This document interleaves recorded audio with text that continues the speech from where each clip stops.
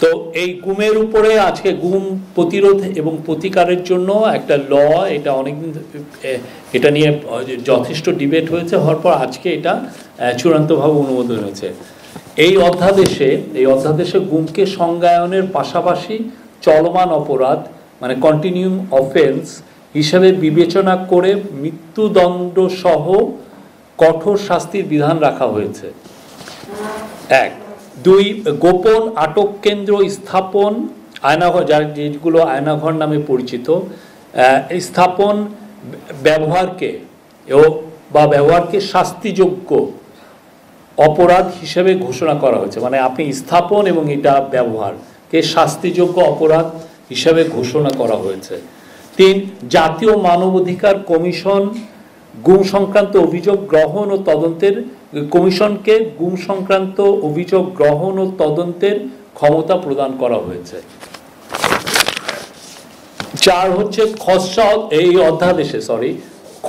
অধ্যাদেশে গুম প্রতিরোধ ও প্রতিকার এর লক্ষ্যে বিশেষ ট্রাইব্যুনাল গঠন, অভিযোগ গঠনের 120 দিনের মধ্যে বিচার সম্পন্নের বাধ্যবাধকতা, ভুক্তভোগী ও তথ্য প্রচারকারী ও সাক্ষীর অধিকার সুরক্ষা, ক্ষতিপূরণ এবং আইনগত সহায়তার নিশ্চয়তা প্রদান সংক্রান্ত বিধান অন্তর্ভুক্ত করা হয়েছে। 5, এছাড়া গুম প্রতিরোধ, প্রতিকার ও সুরক্ষার উদ্দেশ্যে তহবিল গঠন এবং তথ্য ভাণ্ডার প্রতিষ্ঠার বিধানও সংযোজিত হয়েছে।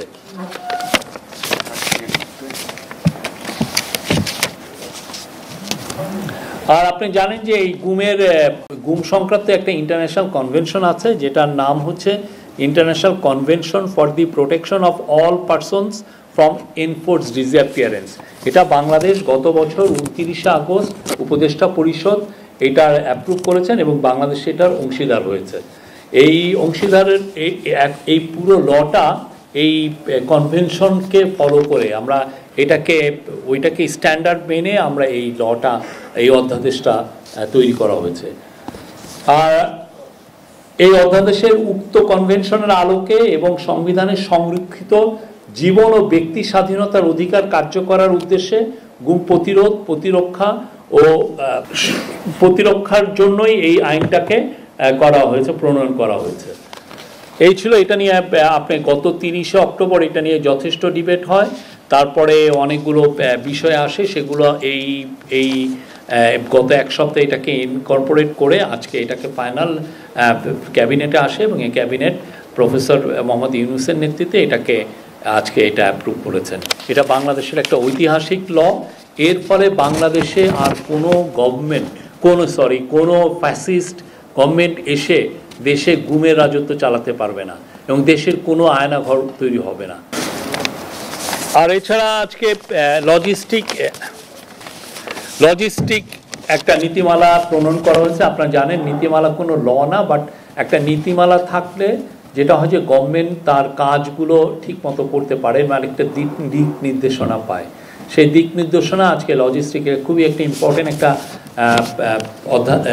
নীতিমালা, এটা আজকে হয়েছে এবং এর ফলে যেটা হবে যে বাংলাদেশে লজিস্টিক ইস্যুগুলো খুব দ্রুত এটা অ্যাড্রেস করা যাবে এবং এর ফলে দেশে প্রাইভেট এবং পাবলিক সেক্টরে ইনভেস্টমেন্ট বাড়বে, ফরেন ডাইরেক্ট ইনভেস্টমেন্ট আসবে এবং বাংলাদেশের যেগুলো এক্সপোর্ট যে কম্পিটিটিভনেস তার রাইভাল কান্ট্রিগুলোর তুলনায় আরও অনেক বেটার হবে।